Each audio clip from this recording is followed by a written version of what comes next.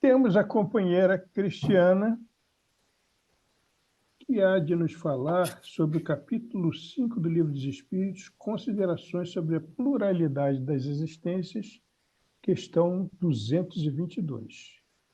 Querida, com a palavra. Obrigada, Celso. Boa tarde para todo mundo. Nós estamos só basicamente com trabalhadores da casa. Eu estou sem a possibilidade de compartilhamento. Alguém consegue me ajudar? Peraí, deixa eu te colocar aqui.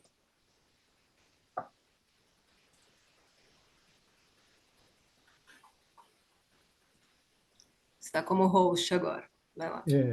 Bela, depois você põe todo mundo no... já está, né? Todo mundo no mudo e deixar só a Cristiana. Agora deixa eu ver se eu consigo... Apesar que agora eu estou sem ser co-host, acho que ficou só você e o Maurício. Deixa que eu ajudo aqui. Qualquer coisa me dá um grito aqui que eu ajudo.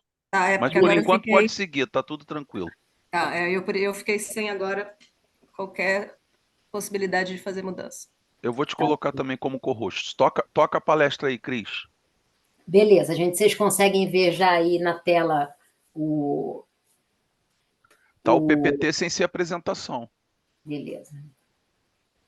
E agora, tá? Não. Não. Opa! Você tem que fazer o switch lá no Zoom. Peraí, vamos lá. Perdão, no PowerPoint.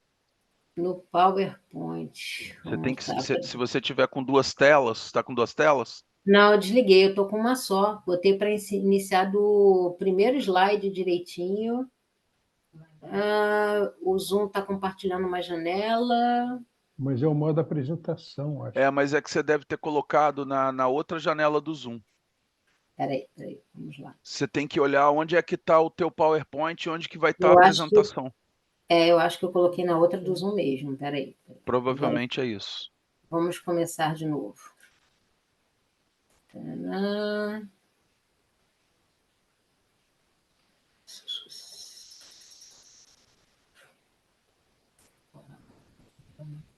Agora vem? Não.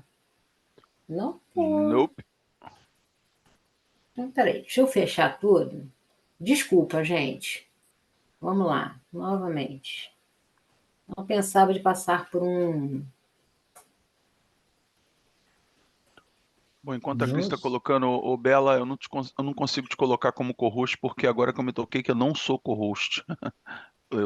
Eu não sou o host, eu estou como co-host, então eu não consigo colocar. Mas qualquer coisa me pede ajuda aqui que eu faço, tá? Seria só se alguém mais entrar para ir aceitando o pessoal e ao final parar de gravar. Deixa que eu faço aqui, tá?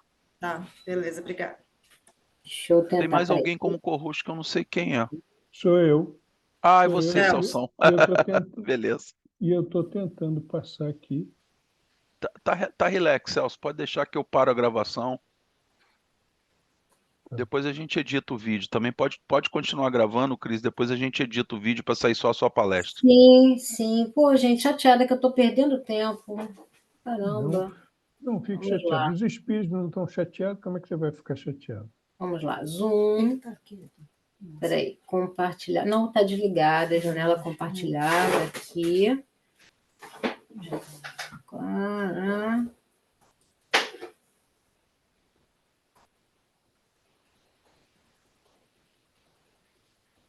Quando você dá deixa eu te ajudar aqui. Quando você dá um compartilhar, o que vem na tua tela? Vem screen 1, screen 2, esse negócio?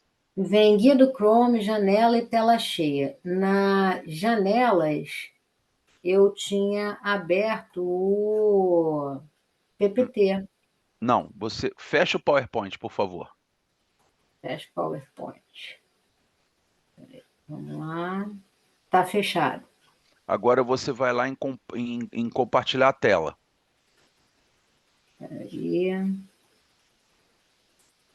Compartilhar tela, ok. Aí, o que está aparecendo na tua tela 1 ou screen 1? Está aparecendo todo mundo? Está aparecendo a tela do Zoom do CA, essa que a gente está vendo aí. Então você dá um share aí. Share, compartilhar. Isso. Pronto.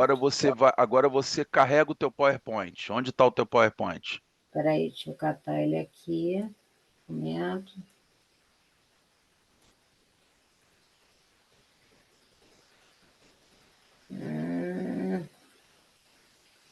Pronto, vocês veem? Beleza. Agora vai lá e dá a apresentação. Pronto, vocês veem? Ô, gente, desculpa, milhões de desculpas. Vamos lá. Relaxa, Agora que eu já estou um pouquinho desestruturada, que a espiritualidade já deu uma brincada comigo, vamos começar a falar sobre a pluralidade das existências, que é o tema da reunião da tarde de hoje. Eu tinha trazido para começar o trabalho essas imagens. Nós temos aí cartazes de filme de uma novela que foi muito famosa na Rede Globo, né? A Viagem. Temos aí o Sexto Sentido, Amor Além da Vida, Nosso Lar 1 e agora Os Mensageiros que Vão Sair. Temos A Vida Continua e temos o filme Ghost. E todos esses filmes, todas essas imagens habitam o nosso imaginário popular, pelo menos de uns 30 anos para cá, né? Todos nós tivemos a curiosidade, todos não, boa parte de nós teve a curiosidade de acompanhar esses filmes, essa novela, quando eles passaram, porque todos eles tratam de um tema que nos é muito caro, nos é muito interessante, que é a reencarnação, que é sobre isso que Kardec vai tratar na pluralidade das existências. É um tema inquietante, encantador, e mesmo sendo espíritas, eu acredito que todos nós já tenhamos passado pela situação de pensar, pô, será que realmente existem múltiplas existências? Será que realmente eu vou sair desse corpo físico, vou para o mundo espiritual? Como é que será que eu vou voltar? O que será que vai acontecer comigo quando eu chegar lá? Ou então, de onde eu vim, eu existi, eu sinto coisas que deixam a pista de que eu talvez já tenha sido mais do que eu sou hoje em dia, né? Mais do que esse corpo. Mesmo sendo espíritas, eu acho que todos nós já passamos por esses questionamentos, né? E, especialmente em relação a essa pergunta 222, eu gostaria de deixar claro para vocês que, diferentemente de todas as outras 1018 perguntas do Livro dos Espíritos, então, diferente do método que o próprio Kardec tinha estabelecido para apresentar a doutrina espírita, não é uma pergunta que ele fez para a espiritualidade superior. Essa pergunta 222, que está isolada num capítulo da parte segunda do Livro dos Espíritos, são considerações feitas pelo próprio Kardec. Na verdade, é quase um texto filosófico dele sobre a pluralidade das existências, né? A gente sabe que Kardec nasceu na cidade de Lyon, que é no sul da França. A família dele era católica e ele foi criado dentro dos preceitos católicos. Depois o Kardec partiu para Yverdon para estudar, ele foi ficar junto com um pedagogo muito conhecido da época, que era o Pestalozzi, e lá na Suíça a religião praticada era o protestantismo, e ele se inseriu nos hábitos e nas festividades, nas comemorações, na rotina do protestantismo daquela época. Então, o Kardec em si foi um espírito encarnado que teve muita dificuldade para lidar com a doutrina da reencarnação. E ele narrou para a gente, nesse artigo que está hoje aí no Livro dos Espíritos, que é a pergunta 222, assim como narrou na Revista Espírita de novembro de 1858, como é que ele foi da descrença absoluta na pluralidade das existências para a defesa da reencarnação. E é isso que ele vai trazer para a gente nos próximos parágrafos, tá? Só para vocês ficarem contextualizados, para vocês terem uma ideia, a questão da crença na reencarnação foi um divisor de águas na vida do próprio Kardec, do nosso codificador. E o Kardec, como era de praxe, ele procurava trazer para aqueles detratores da doutrina espírita, ou então para aquelas pessoas que contestavam os preceitos que eram trazidos pela doutrina espírita, argumentos para demonstrar por que aqueles eram os fundamentos do espiritismo. Uma das coisas que o Kardec traz para a gente nesse texto é o fato de que o dogma da reencarnação não era novo. Olhem como é que o Kardec apresentou isso para a gente. Nunca dissemos ser de invenção moderna a doutrina espírita. Constituindo uma lei da natureza, o Espiritismo há de ter existido desde a origem dos tempos e sempre nos esforçamos por demonstrar que dele se descobrem sinais na antiguidade mais remota. Dessa frase dele, eu quero destacar o fato que ele falou que a reencarnação constitui uma lei da natureza. Quando ele fala que lei da natureza, a gente pode pensar também em lei de Deus. É todo o conjunto de regramentos que rege todo o universo. Não rege a Cristiana, não rege a Isabela, não rege o Celso, não rege o Ceace, não rege o planeta Terra, rege todo o universo. Então, a reencarnação é um desses fatores que acontece independente da nossa vontade, através de todos os tempos, e do que a gente está tomando conhecimento hoje em dia. O que Kardec explica para a gente? Olha, tem um grupo de pensadores lá da Grécia Antiga, porque os gregos sempre foram muito admirados pela sua filosofia, que já acreditava numa vida espiritual depois da morte. Esse fenômeno, para os gregos, era chamado de metempsicose, que é um pouquinho diferente da reencarnação espírita.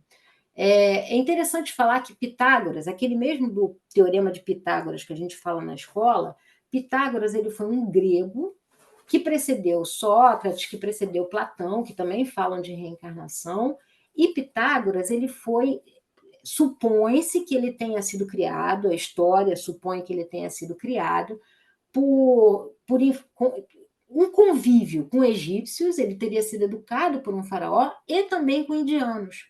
É daí que talvez tenha vindo essa ideia da metempsicose, dessa ideia da vida depois da morte. Só que os egípcios e os indianos têm uma concepção um pouco diferente, porque eles entendem que o espírito de um ser humano pode encarnar em animais. Vocês vejam, os egípcios dominavam a técnica da mumificação, porque eles acreditavam que o espírito desencarnava daquele corpo, mas ele voltava para o mesmo corpo. Então, essas são as especificidades dessa crença egípcia e indiana. Agora, a gente vê que, através dos tempos, os outros filósofos gregos que eu falei, Jesus, Paulo de Tarso, o povo celta, os romanos, Santo Agostinho, todos eles acreditavam na existência da vida após a morte e da existência de uma vida prévia ao nascimento do homem. Até que, em um momento, num dos concílios da Igreja Católica, o segundo concílio de Constantinopla, em 553, um imperador romano, a pedido da sua esposa, convocou esse concílio, vocês vejam bem, o imperador é que convocou o concílio, para que fosse determinado que a reencarnação se tornara uma heresia, que era contra os interesses daquele imperador. Era contra os interesses dela, que tinha uma vida muito fútil, pelo que eu consegui estudar. E aí, vocês vejam, eles conseguiram retirar a reencarnação do catolicismo, mas eles não tiraram da Bíblia, porque no Antigo Testamento e no Novo Testamento, a gente vai comentar isso um pouquinho mais para frente, existem passagens que se referem à reencarnação. Dessa maneira, o Kardec achava que a antiguidade da doutrina da reencarnação, ao invés de ser uma objeção, era uma prova a favor da existência dela. E ele traz para a gente qual foi a contribuição dos espíritos para uma contribuição diferente da ideia de reencarnação. Kardec fala que, ensinando o dogma da pluralidade das existências corporais, os espíritos renovam uma doutrina que teve origem nas primeiras idades do mundo e que se conservou no íntimo de muitas pessoas até os nossos dias. Prestem atenção na palavra que o Kardec escolheu para falar disso, renovar. Mais uma vez, ele tomando cuidado para demonstrar que não era uma criação dele, uma criação dos espíritos que ele escutava em 1858, mas a retomada de uma tradição e de uma ideia que é inata ao homem. O Kardec nos diz que a grande diferença da reencarnação que foi trazida pela doutrina espírita é que ela seria mais racional, de acordo com as leis naturais do progresso, em conformidade com a sabedoria do Criador e livre de superstição. Ou seja, você não pode... A reencarnação é sempre para progredir, é para melhorar. Não existe possibilidade da gente encarnar no corpo de um animal. Não existe possibilidade da gente ocupar o mesmo corpo, um corpo que já tinha apodrecido. É isso que se fala assim, de acordo com a lei natural do progresso. Racional, porque vai atender, por exemplo, a reencarnação é regida pela lei de causa e efeito, que não era observado antes. E não era algo só para iniciados. Todas as pessoas podiam ter conhecimento de que isso existia e de o que elas podiam fazer para ter uma encarnação melhor e reencarnar em melhor condição. Kardec chama atenção ainda para a universalidade dos ensinamentos dos espíritos, ou seja, que aquelas notícias e aquela realidade da reencarnação conforme estava sendo pregada ali pelo espiritismo, não era algo que estava acontecendo só na França naquele momento, que vários espíritos em muitos lugares do mundo estavam falando sobre aquilo e noticiando essa questão, e ele também chama atenção para um fato que eu achei muito interessante, e por isso que é muito legal estudar para essas palestras, porque eu já li esse texto, eu nunca tinha reparado. Kardec fala dos próprios espíritos que não acreditavam em reencarnação. Eu me lembrei das situações nas mesas mediúnicas, onde muitas vezes a gente está esclarecendo um espírito e, assim, ele não entende que ele está no mundo espiritual, ele não entende que ele é espírito, entendeu? Como diria Haroldo Dutra Dias, assim, talvez ele tivesse boas razões para acreditar, mas ele não percebe aquela situação dele, que ele não está mais encarnado. O Kardec trouxe na Revista Espírita de abril de 1860 uma afirmação muito interessante. Ele falou que procedemos com a doutrina da reencarnação, que não tínhamos, ele, Kardec, adotado, embora vindo dos espíritos, senão após haver conhecido que ela só, e só ela, podia resolver aquilo que nenhuma filosofia jamais havia resolvido. E isso, a abstração feita das provas materiais que diariamente são dadas a nós e a muitos outros. Olha o que ele vai falar. Pouco nos importam, pois, os contraditores, ainda que sejam espíritos. Eu achei isso muito interessante, esse comentário da parte dele. E aí, Kardec, depois de ter feito estabelecido algumas premissas, na realidade ele fez uma recapitulação histórica, né? Ele vai fazer uma proposta para o leitor dessa pergunta 222. A ideia dele é o seguinte: vamos fazer o seguinte, vamos tirar os espíritos da equação, vamos tirar essa parte da crença, vamos usar a nossa razão e analisar a situação. O que é mais provável? Que existam múltiplas existências ou que nós sejamos sujeitos a uma existência única? Na verdade, era sobre isso que ele pedia para a gente refletir. E não nós exatamente, né? Mas aqueles que estavam se manifestando contrariamente à doutrina espírita naquela época, né? Ele se reserva o direito de não lidar com aqueles que não acreditavam na encarnação porque não era conveniente para eles, entendeu? Então, assim, ele não estava tentando conversar com aqueles que já tinham declarado que não queriam nem saber o que era esse negócio de reencarnação. Por quê? Se eles não acreditavam em reencarnação e se ela não existisse, eles não tinham com que se preocupar. E, segundo Kardec, se existisse a reencarnação, acreditando ou não, eles seriam submetidos à doutrina. Então, o problema é que nesse momento em que eles pensam nisso, a consciência deles grita: poxa, será que o que eu estou fazendo agora vai repercutir numa provável vida futura que eu não sei se existe ou não existe? Mas vai que ela existe, entendeu? Enfim, mas o Kardec dizia que para essas pessoas ele não estava falando. Com quem que ele estava falando? Com aqueles que acreditavam num futuro depois da morte, numa vida depois da morte.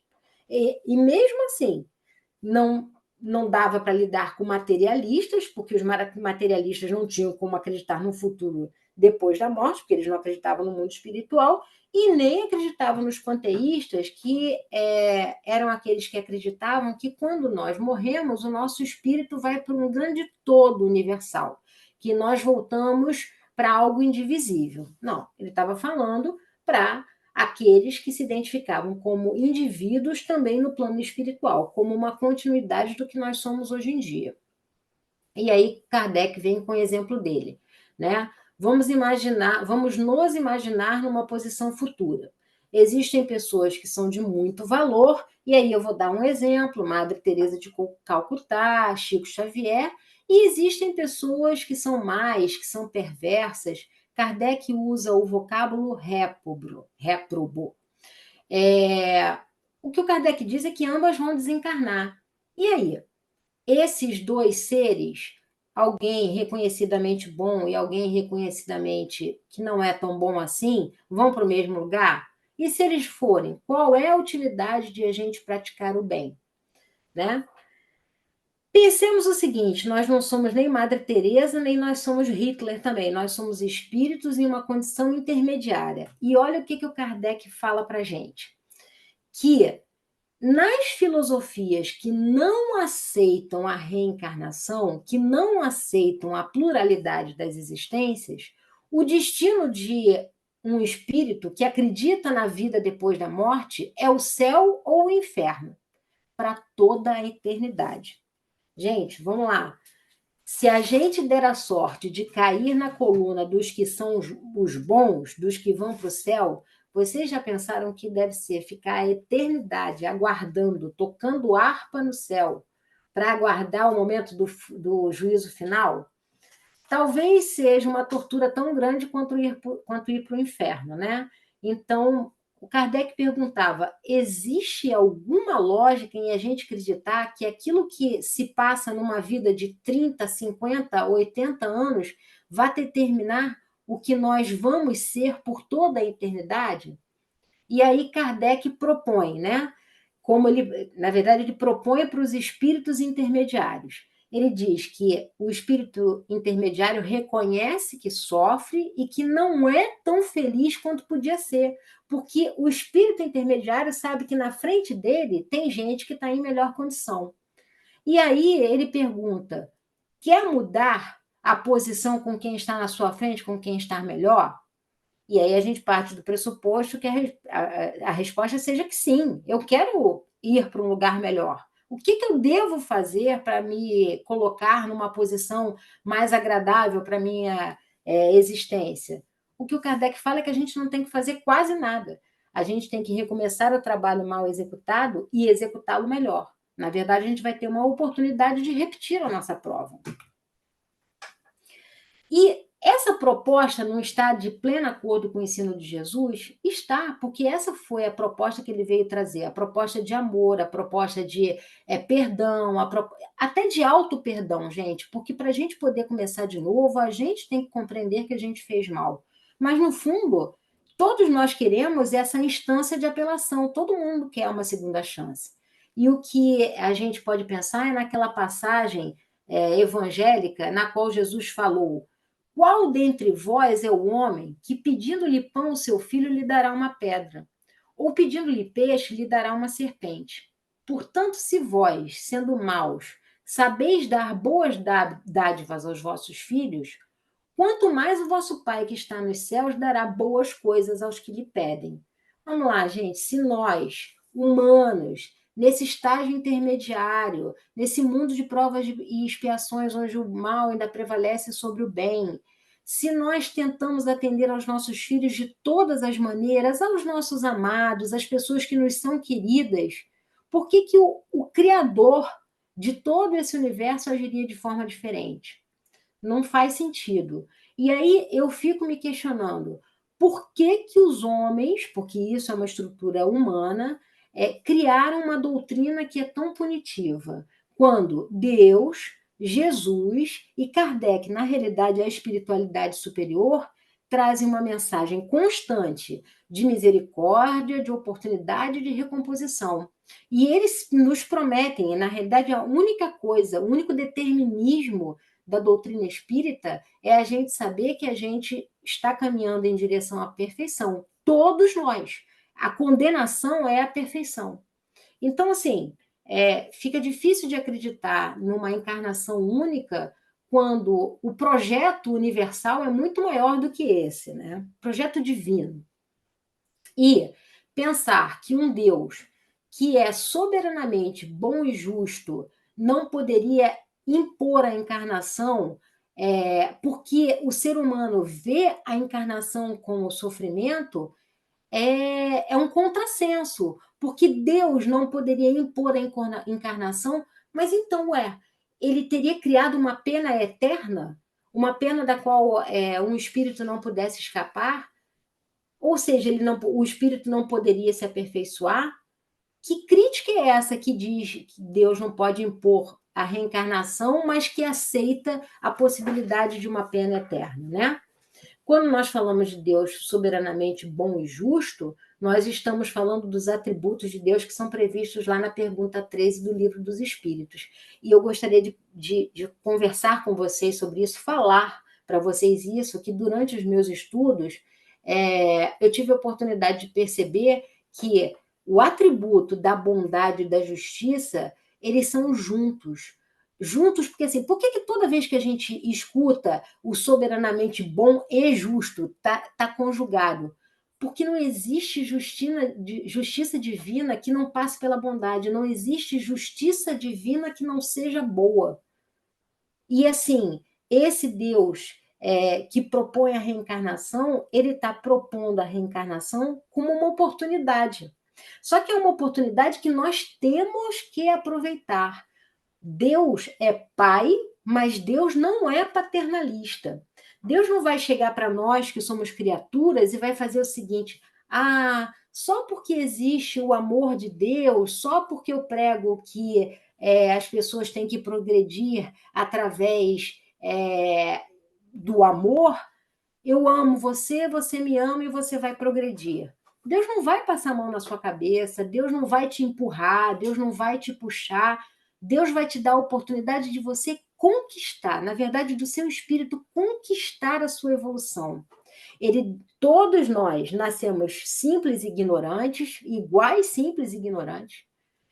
Isso sim é uma decisão divina, e o que a gente vai fazer a partir daí, o tempo que nós vamos levar para progredir, é uma conquista nossa, sabendo que nós estamos condenados à perfeição. Do ponto de vista da criatura, que somos nós, eventualmente até pode parecer um sofrimento ou pode parecer um castigo. Agora, do ponto de vista do Criador, é uma oportunidade e o desenvolvimento das potencialidades de cada espírito. E aí, na pergunta 222, o Kardec traz uma história e pergunta onde há mais misericórdia divina. É a história dos dois operários. Dois industriais contratam dois operários para que cada um realize determinados trabalhos nessa empresa, e para os dois operários é oferecida a oportunidade de serem sócios desse industrial. Os dois operários vão desenvolver suas tarefas e em um determinado momento os dois falham. Esses dois operários voltam para os seus industriais e pedem uma oportunidade. Falhei, me deixa tentar de novo? O industrial número 1, o empresário número 1, por assim dizer, vira para o seu operário e diz assim: não, você já teve a sua chance, você perdeu a sua chance, vaza, perdeu, não pode mais ficar aqui, você está demitido. Esse operário vai embora, esse operário padece de tudo que ele pode padecer porque não tem mais um trabalho e vem a morrer com isso no coração, por assim dizer. O segundo operário foi ao seu patrão, pediu a ele para que desse uma segunda chance. O industrial virou para ele e disse assim: olha, você sabe que você fez mal, eu sei que você fez mal, volta lá, você só vai poder ser aproveitado se você desenvolver bem as suas tarefas. Ele vai lá, ele desenvolve corretamente as suas tarefas e, eventualmente, ele se torna sócio do seu industrial. Nessas duas histórias que foram trazidas por Kardec, onde tem mais misericórdia divina? O que é mais de acordo com a justiça que a gente imagina reger o universo? E aí, incomodado com essa ideia de que em 30, 50, 80 anos a gente defina por onde passa a eternidade, Kardec passa a provocar os críticos da doutrina espírita, né? Então, de onde nós estamos vindo? E se nós nascemos se a alma nasce com o corpo, como é que vocês explicam o seguinte? E aí começa Kardec. Por que mostra a alma aptidões tão diversas e independentes das ideias que a educação lhe fez adquirir? Eu posso dar como exemplo para essa questão os filhos, né? Uma família que cria 2, 3, 4 filhos da mesma maneira, dando a eles as mesmas oportunidades, estando vivendo no mesmo extrato socioeconômico, frequentando as mesmas escolas, convivendo com as mesmas pessoas. É uma família ideal, tá, gente? É amorosa, tudo correndo nos conformes. Existe certeza do resultado de que aqueles filhos todos vão agir da mesma maneira durante a vida? Nós sabemos que não, né? Pergunta Kardec: de onde vem a aptidão extranormal que muitas crianças em tenra idade revelam para esta ou aquela arte, para esta ou aquela ciência, enquanto outras se conservam inferiores ou medíocres durante toda a vida? Nós estamos falando aí das crianças prodígio, que nós vemos muito hoje em dia, crianças que com 2, 3 anos de idade conseguem tocar músicas inteiras de Mozart, de Brahms, conseguem lembrar de vidas passadas, reagir de uma maneira adulta para uma situação que uma criança não poderia fazê-lo, né? O Kardec pergunta: como é que vocês explicam isso? Pergunta também: de onde em uns as ideias inatas ou intuitivas que noutros não existem?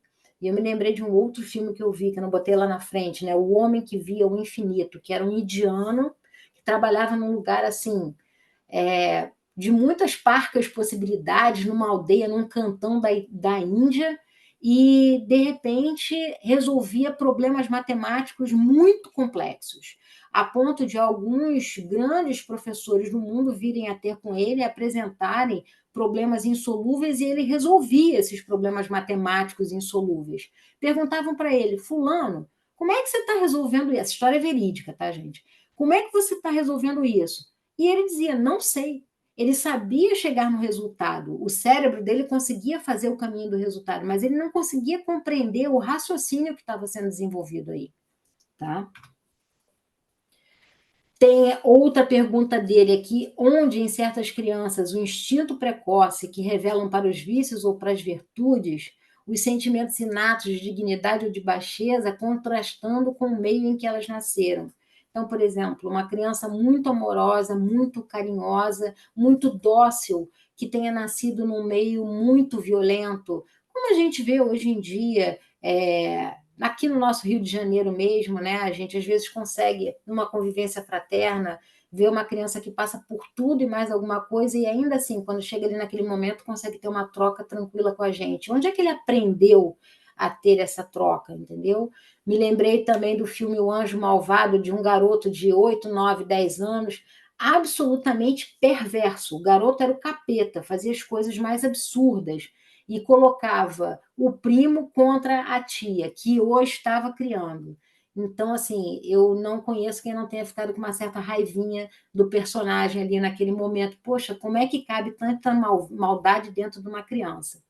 E por falar dessa questão das virtudes e dos vícios de crianças, eu fui bater numa frase de Santo Agostinho que está no Evangelho segundo o Espiritismo. Ó espíritas, compreendei agora o grande papel da humanidade. Compreendei que, quando produzir um corpo, a alma que nele encarna vem do espaço para progredir. Inteirai-vos dos vossos deveres e ponde todo o vosso amor em aproximar de Deus essa alma. Tal a missão que vos está confiada e cuja recompensa recebereis se fielmente a cumprirdes. Ou seja, os pais terrenos, os pais encarnados, são pais do corpo. A alma é uma experiência milenar que já está aí há muito tempo. E a gente sabe que todos nós, pai, mãe, filhos, estão encarnados numa mesma família para aprender a lidar com certas situações. Olhem a responsabilidade que os pais têm ao receber uma alma dentro da sua casa, né? Na pergunta 5, Kardec fala: por que, abstraindo-se da educação, uns homens são mais adiantados do que outros? Na verdade, eu acho que o Kardec está perguntando aí por que nós somos tão diferentes, né? Porque você pode ter pessoas que tenham educação e que, diante de certas circunstâncias, se apresentam mais resilientes, mais fortes, ou são pessoas mais moderadas, conciliadoras, que agem com sabedoria, que agem com prudência. Na verdade, o que ele está questionando por que as pessoas são tão diferentes, né? Na sexta questão, que é a última, Kardec propõe lá para os desafiadores do espiritismo: por que há selvagens e homens civilizados? Se tomardes de um menino hotentote recém-nascido e o educardes nos nossos melhores liceus, fareis dele algum dia um Laplace ou um Newton? Bom, a primeira coisa que eu tenho que fazer em relação a essa frase é contextualizar. Porque esse conceito de selvagens e homens civilizados era algo que Kardec estudava em 1850 e isso já foi superado. Provavelmente, provavelmente não, quando ele fala de menino hotentote era crianças que nasciam na África do Sul naquela época. Então, ele está partindo da premissa que, por exemplo, a sociedade europeia era mais avançada que as sociedades dos outros continentes. Isso não dá para a gente conviver hoje em dia com esse tipo de premissa. Essas pessoas, na verdade, estavam submetidas a situações diferentes. Dentro da realidade deles, eles podiam fazer o melhor possível. E eles poderiam chegar a ser um Newton, um Laplace, que são cientistas, gênios da nossa humanidade, muito famosos. Na verdade, eu vou fazer uma outra pergunta para vocês. Será que o Newton nasceu, ou aquele espírito, para ter aquela descoberta da teoria da gravidade, entre muitas as teorias que Newton levantou, será que aquilo é trabalho de uma única encarnação? Quantos homens viram maçãs caindo e não chegaram à conclusão que Newton chegou? Newton teria vindo do mundo espiritual com aquela incumbência e já preparado, já tinha desenvolvido pesquisas que puderam fazer com que ele descobrisse aquilo? Eu acho que hoje em dia é a melhor forma da gente analisar essa questão. E aí ele vai para o campo da lógica de novo, que ele está reclamando isso o tempo todo. Ou as almas nascem iguais ou não. Se as almas nascem iguais, por que as aptidões são diferentes? E aí os detratores do espiritismo diziam que era uma questão do corpo físico, era uma questão da matéria. As aptidões são diferentes porque os corpos são diferentes. Aí é fácil, né, gente? Ficar tudo por conta da matéria, ficar tudo por conta do organismo, seria roubar, por assim dizer. É o que muita gente diz: olha, está no meu DNA, é assim mesmo que as coisas funcionam. Ou então, está no meu sangue. Ou então, eu nasci assim, aquela síndrome de Gabriela, eu nasci assim, eu cresci assim, eu vou fazer assim e vou me repetir. Por quê? Porque é inexplicável, né? As aptidões diferentes, sendo todos tendo partido do mesmo ponto. E essa frase é do Kardec, já não é minha, vocês vão ver que é mais bem elaborada. Se as almas são desiguais, é que Deus criou assim. Nesse caso, porém, por que inata superioridade concedida a algumas pessoas, né? Corresponderá essa parcialidade à justiça de Deus e ao amor que ele consagra igualmente a todas as suas criaturas? Eu acho que só a pluralidade da existência responde a esses questionamentos. Por quê? Se nós acreditarmos na existência única, nasci, cresci, morri, acabou. Do berço ao túmulo, como o Maurício muito gosta de falar. Deus seria, de fato, soberanamente justo e bom se isso acontecesse? E aí, como é que você vive com essas incongruências que eu estou trazendo aí? Umas pessoas feias e outras bonitas. Mas isso é subjetivo. Ok. Uns inteligentes e os outros intelectualmente limitados, umas pessoas que têm corpos perfeitos, outros têm deficiências físicas, pessoas que são amorosas e outras pessoas são secas. Na verdade, o que eu queria pontuar para vocês é o seguinte: por que haveriam essas diferenças e como a gente conjuga essas diferenças em um Deus soberanamente justo e bom.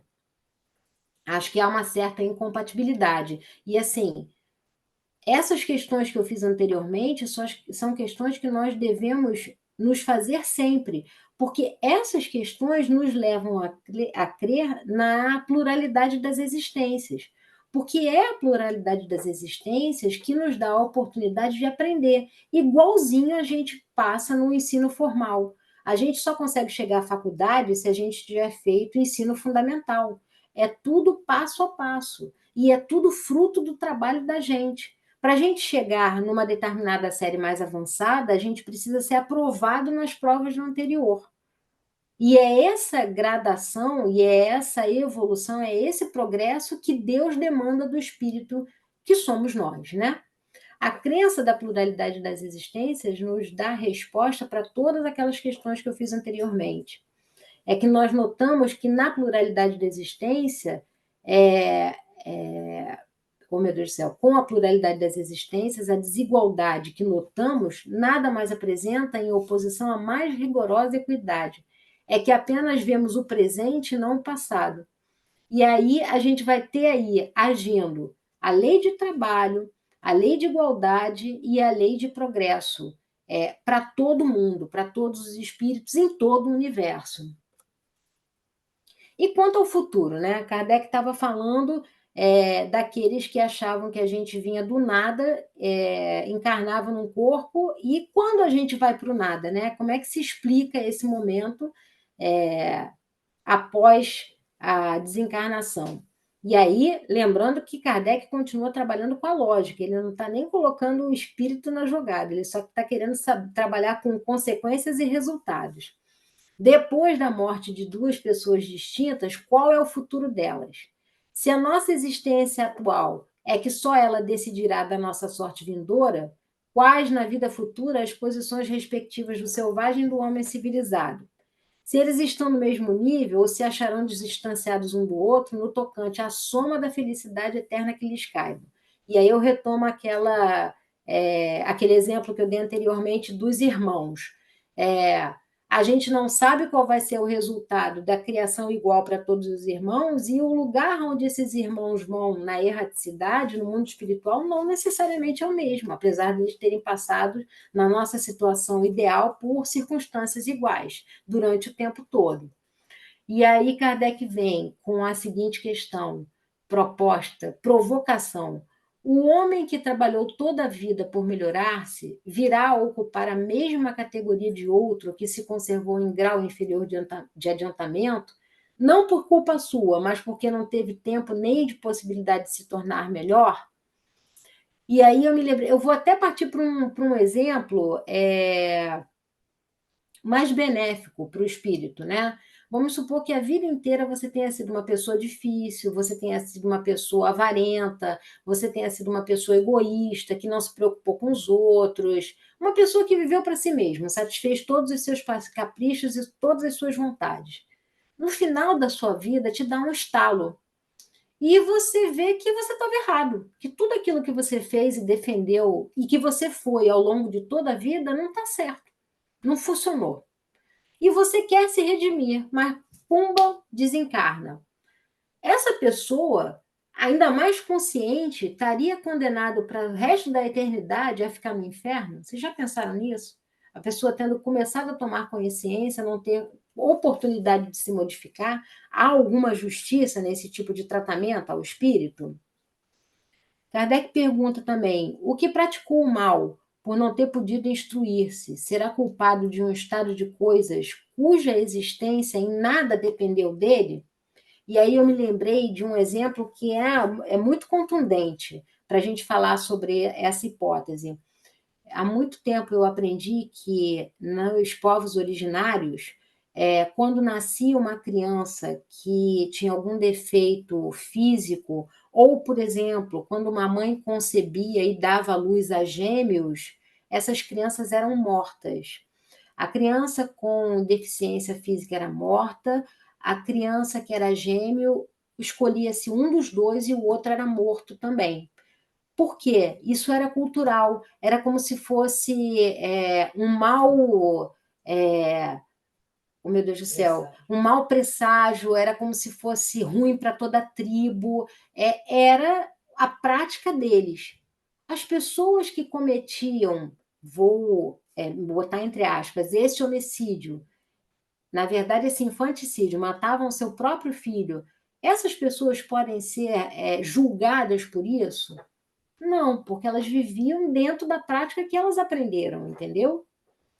Elas teriam sorte diferente de alguém que tivesse feito aquilo conscientemente. É isso que a questão propõe. No item 4, Kardec fala: trabalha-se continuamente por esclarecer, moralizar e civilizar os homens. Em contraposição a um único que fica esclarecido, milhões de outros morrem todos os dias antes que eles tenham obtido conhecimento. Qual é a sorte dessas pessoas que não chegaram a ter a oportunidade de conhecimento? Eles vão ser tratados exatamente como as pessoas que praticaram o mal por vontade própria? E, caso contrário, se eles não forem tratados como as pessoas más, o que eles fizeram para ocupar a categoria idêntica à dos que são bons? Né? Então, o que Kardec está perguntando é o seguinte: você vai ser analisada a situação de cada um na hora do desencarne e passagem para o mundo espiritual, ou vai ser feito uma fórmula que vai caber para todo mundo? E aí a gente deve lembrar das várias passagens que a gente vê e das recomendações dos espíritos, que muito se cobrará, que muito se deu. Essas pessoas em situações diferentes não podem ter no mundo espiritual o mesmo destino. Seria incorreto para um e para outro, entendeu? Seria deixar de lado aquela situação em que o espírito precisa do seu próprio trabalho para progredir. E, por último, vem a questão: que sorte aguarda os que morrem na infância, quando ainda não puderam fazer nem o bem nem o mal? Se vão para o meio dos bons, por que esse favor, sem que coisa alguma hajam feito por merecê-lo? Em virtude de que privilégio eles se veem isentos das tribulações da vida? Era uma grande questão. Ler O Céu e o Inferno é muito legal para tratar desse tema, mas tem também lá na pergunta 158 do Livro dos Espíritos. Foi por causa disso daí que a religião de denominação católica criou a figura do... Oh, meu Deus do céu! Me desculpem, me faltou a cara. O do... Não é umbral. Enfim, me desculpem. A situação intermediária, que foi por causa dessa situação que foi criado um local intermediário para onde fossem os espíritos que não tivessem feito mal o suficiente e não tivessem... Oi? Limbo. Limbo. Obrigada, valeu. Obrigada, Alessandra. Então, em razão disso, é que foi criada uma figura toda nova. Vocês vejam, gente, a igreja teve que formular uma tese, a igreja católica, teve que formular uma tese para justificar por onde iam esses espíritos, porque eles não tinham como ir para o lugar mau, porque eles não tinham feito nenhuma maldade. Eu estou sendo bem maniqueísta, tá? E eles não tinham como ir para um lugar bom, porque eles também não tinham feito nenhuma bondade. Para onde eles vão? E aí vocês imaginem isso para uma criança, né? Mas esse é tema para outra palestra. Aí, quase fechando as contas, o Kardec fala: alguma doutrina é capaz de resolver essas questões que eu estou colocando aqui? E explica: se nós admitirmos as existências consecutivas, que é a reencarnação, tudo se explicará conforme a justiça de Deus. O que se não pôde fazer numa existência, faz-se em outra. Isso é fruto da misericórdia de Deus e é conquista do nosso trabalho. Assim é que ninguém escapa à lei do progresso, que está descrita lá na parte 3ª da Lei dos Espíritos, que é progredir e aperfeiçoar até a perfeição. Que cada um será recompensado segundo o seu merecimento real e que ninguém fique excluído da felicidade suprema, que nós vamos construir. A felicidade é fruto do nosso trabalho. A que todos podem aspirar, quaisquer que sejam os obstáculos com que toquem no caminho. Kardec era muito sabido, gente, muito, muito sabido mesmo. E aí ele fecha esse texto dele falando onde Jesus e o Espiritismo se encontram para falar sobre reencarnação. Lembremos, a Igreja Católica conseguiu tirar o tema reencarnação das propostas católicas, mas a Bíblia, Antigo e Novo Testamento, continuam tendo referências à reencarnação. Uma para a gente, muito cara, muito querida, que é uma referência a João Batista, o nosso patrono, né? Aquela passagem onde Jesus e os discípulos estão descendo do monte lá após a transfiguração, e os discípulos perguntam sobre Elias. E aí, Jesus vai explicar nesse trecho de Mateus que, na verdade, João Batista é a reencarnação do Elias, que ele já veio e que foi desrespeitado, né? A segunda passagem, e foi por isso, Celso, que eu encomendei a você a página de harmonização de hoje, fala do trecho em que Jesus e Nicodemos conversavam e falavam sobre esse tema. Nicodemos era um homem da lei, era uma pessoa muito conceituada dentre os judeus. Ele era do Sinédrio, ele era um governante muito, muito importante. Mas ele também era um cara esclarecido e temente a Deus, e ele percebeu que se aquele rapaz que estava percorrendo a Galileia estava podendo fazer aquele tanto de milagre, aquele tanto de cura, aquele homem havia de ser um enviado por Deus. Ele reconheceu em Jesus os sinais que o fariam o Cristo. E aí, Nicodemos, de uma forma absolutamente clandestina, ele vai até Jesus, uma vez que Jesus está em Jerusalém, e ele meio que vai pedir para Jesus explicar para ele o que é esse nascer de novo. Porque logo que Jesus encontra Nicodemos, Jesus diz para ele: eu te digo que se alguém não for gerado de novo ou do alto, não pode ver o reino de Deus. Eu te digo que se alguém não for gerado da água e do espírito, não pode entrar no reino de Deus. O que foi gerado da carne é carne, igualzinho Santo Agostinho. O que foi gerado do espírito é espírito. Não te maravilhes de que eu lhe tenha dito, é necessário a vós ser gerado de novo. Nas traduções mais comuns, vai dizer o seguinte: é necessário que se nasça do ventre de uma mulher. As melhores tradições do grego não falam em nascimento, falam em gestação. E só esses versículos aí, gente, dariam palestras e palestras, tem muita coisa interessante. Mas Nicodemos, com todo o conhecimento que ele tinha naquela época, ele não compreendeu integralmente o que Jesus veio dizer. Para nós espíritas, nós já encontramos mais algumas explicações no capítulo 14 de Boa Nova, que complementa esse encontro que Jesus teve com Nicodemos, com uma conversa entre Jesus e os discípulos dele sobre reencarnação. E Kardec resume: reconheçamos, portanto, que só a doutrina da pluralidade das existências explica o que sem ela se mantém inexplicável, que é altamente consoladora, e isso é muito importante, gente, e que corre conforme a mais rigorosa justiça, que constitui para o homem a âncora de salvação de Deus, por misericórdia, que constitui para o homem a âncora de salvação que Deus, por misericórdia, lhe concedeu. Então, gente, esse foi o pensamento final de Kardec, e aí eu vou para o meu, que vai ser rapidinho mesmo. Kardec escreveu isso daí há quase 160 anos, e ele escreveu isso para poder responder aos detratores da doutrina espírita, aqueles que não acreditavam em reencarnação.